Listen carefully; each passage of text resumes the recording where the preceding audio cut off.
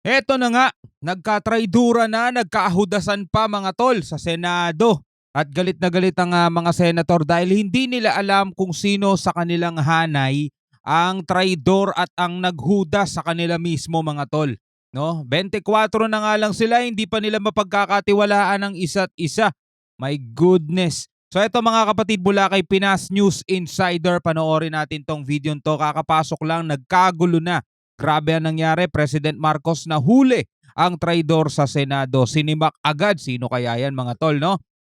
So yan ang ating panonoorin, pero bago yan, huwag mong kalimutan mag-subscribe kay Pinas News Insider mga kapatid. Nakalagay po ang link sa ibaba ng video yung panonoorin natin ngayon.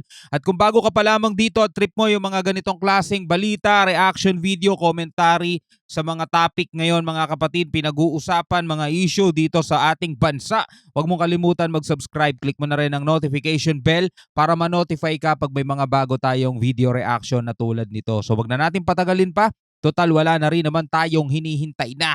Panoorin na natin to mga tol.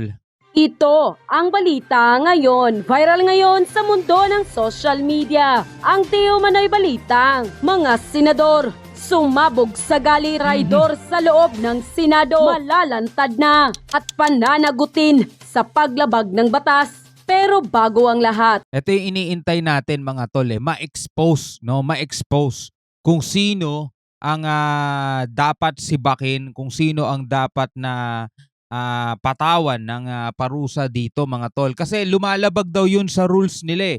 May mga executive session sila na parang closed door, no? Walang media, sila-sila lang ang nag-uusap. Syempre kasama doon yung ibang mga empleyado, mga tol. Pero may nag-leak, no? May lumabas sa media at ang masama nun, hindi daw totoo. Yun ang ikinagagalit nila mga tol. So isa sa kanila or isa sa mga empleyado ng mga kasamahan nila mga tol, no? So talagang pipigain nila yan para lumabas kung sino yung nag-traidor sa kanila. kung bago ka pa lamang sa aming channel, please huwag kalimutang mag-subscribe at i-click ang notification bell para mas maging updated ka palalo sa lahat pa ng bagong video na i-upload namin. At eto na nga mga kababayan, sa ginawang plenaryo ng Senado, uminit na agad ang ulo ng mga senador dahil sa paglabas di umano ng mga pribadong detalye ng kanilang ginawang executive meeting patungkol sa confidential at intelligent funds. Ayon kay Senator Jinggoy Estrada, lumabas umano sa isang news website at media outlet na pabor umano ang siyam na senador na ibalik di umano ang confidential fund ng Office of the Vice President at Department of Education na hindi pinahintulutan ng Kamara. Pinangalanan din ng news website media outlet sa kanyang artikulo ang di umano'y pumabor na mga senador na si Senator Robin Padilla, Christopher Bongo, Ramon Bong Revilla Jr., Jinggoy Estrada, Ronald Bato de la Rosa, Francis Tolentino, Lito Lapid at Cynthia Villar. Ngunit ang lahat ng ito ay mariing pinabulaanan ni Senator Jinggoy Estrada. Wala di umano itong katotohanan at wala di umanong nangyaring butuhan sa confidential fund at mali-mali di umano ang report na inilabas ng news media outlet. At ngayon, paiimbestigahan ng Senado sa Senate Committee on Ethics kung sinong senador ang di umano'y nag-leak sa detalye ng ginawang executive session meeting sa media. Samantala, hindi naman mapigilan ng marami sa ating mga kababayan na magbigay ng kanilang hinaing at komento sa mundo ng social media. At ayon pa sa kanila, gano'n naman talaga sa politika. Hanggat merong kurap, walang pagkakaisa. Kung wala ng kurap, magnanakaw, doon lang magkakaroon ng tunay na pagkaisa. Dapat lang ipatawag ang media outlet at ang reporter na nag-publish niyan. Baka fake nyo na naman yan para guluhin ang institusyon. Mukhang di nila alam ang Kasi magdudulot siya ng ng kaguluhan at ang mismong Senado ay mawawalan ng kredibilidad mga tol. Kasi kung sila-sila ay magtatalo-talo at mag-aaway-away, wala na talagang pagkakaisa dyan mga tol, no? So saan pa tayo ngayon na sasandal? Sila ang mga mambabatas, gumagawa ng batas tong mga to. Pero kung sila-sila ay wala ng tiwala sa isa't isa mga tol, paano na yan?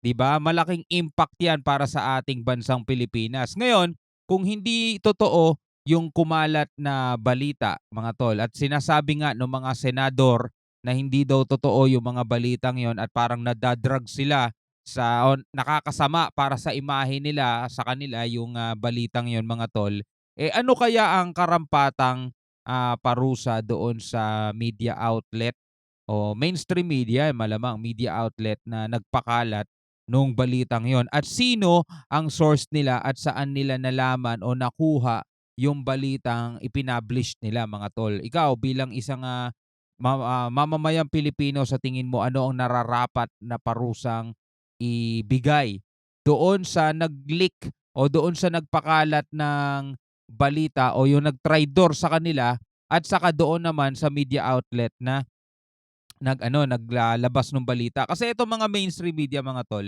meron niyang meron niyang regulation no. Unlike sa mga vlogger kasi full yan kung ano lang yung nasa isip, opinion, saloobin ng mga vlogger, yun lang yung sinasabi nila. Unlike dito sa sa mga mainstream media, hindi yan basta-basta personal feelings mo lang.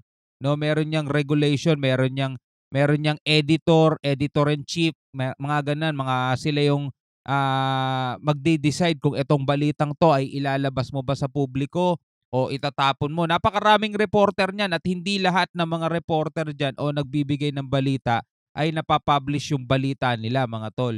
'Di ba? So tuloy natin to. Ang consequence ng isang secrecy. Kaya nga tinawag nila na executive session kasi para di malaman ng publiko ang isang usapan. Kahit chismis, merong kaparusahan yan, lalo na sa Senate. Mga Napakalaking marites, no? sampal sa Senado ang nangyari. At least napatunayan kung sino-sino sa kanila ang walang paninindigan sa bayan. Siyempre, yung konta sa confidential fund ang magkakalat niyan kasi gusto niya patuloy pa rin ang pamamayagpag ng kanilang baluktot na pinaglalaban. Mahiya naman kayo kung may natitira pa kayong kahihiyan. Isa lang ang balak ng kung sino-sinong mga yan ang pabagsakin ang BBM administration. End quote. Yes, Mr. President. Before I give my statement, Mr. President, which I actually agree with your manifestation and the statements made by our dear colleague Senator Jinggoy Estrada. Senator Chis Escudero is seeking the floor to clarify something, Mr. President. Yes, Senator Escudero is recognized. may Thank you, he Mr. be recognized. President. Mr. President, I agree 100% with what Senator Jinggoy Estrada said, that the account is not accurate and that is not what transpired in executive session. I hope, Senator Jinggoy, you and I will not be sanctioned for saying part of what happened, as you said. It was the unanimous consensus of the members of the Senate in executive session. So this is not, the facts contained in the article, Mr. President, Your Honor, is not a leak. Chismis yun. So there is no leak to speak of really with respect to what truly transpired in the executive session. An attempt perhaps. So yun nga nililinaw rito ni Senator Chis Escudero na hindi siya leak kasi pag sinabing leak, kumalat kung ano yung napag-usapan nila. So ang nangyari mga tol, tawag dito, may nagbigay doon sa media outlet ng chismis at yun yung ibinalita mga tol.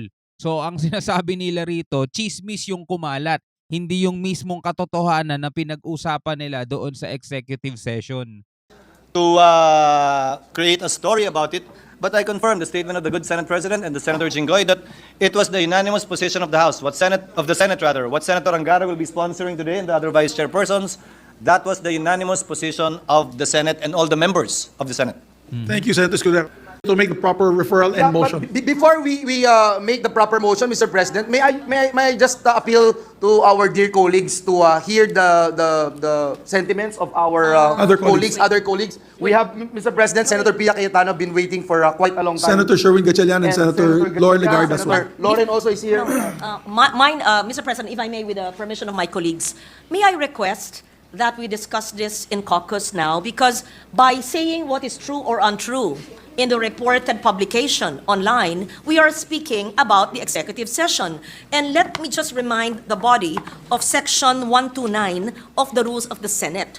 It is not even a matter of whether it's published online or hard copy. The mere divulging the executive session minutes or any part of it, who violates all the provisions in the executive session contained in the preceding sections by two-thirds vote may be expelled from the Senate. It is a very serious violation, Mr. President, by a senator or an officer or a staff in Rule, what is this? 129.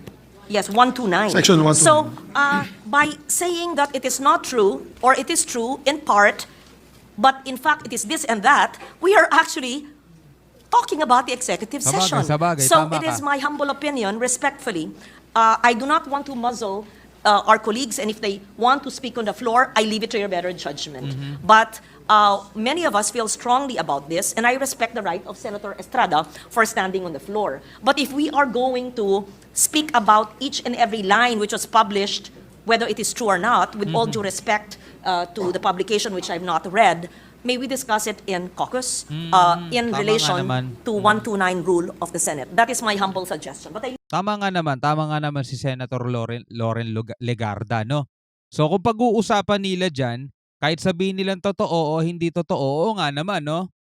Parang naikakalat na rin nila kung ano man yung napag-uusapan nila doon sa executive session na yun, yung tinatawag nilang caucus. So sinasuggest niya para hindi na mas lalo pang lumala o ma-violate mismo nila yung rule na yon, pag-usapan na lang daw nila yan sa caucus, no? Pero ano to mga kapatid, no?